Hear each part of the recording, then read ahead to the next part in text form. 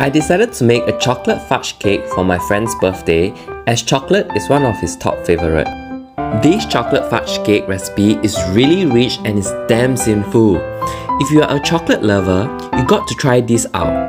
The cake tastes best when it's just below room temperature, as the fudge will be nicely soft and fudgy.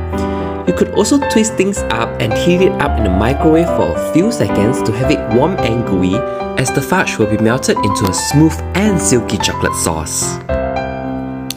Video is a bit long, so I'm separating the fudge recipe into another video.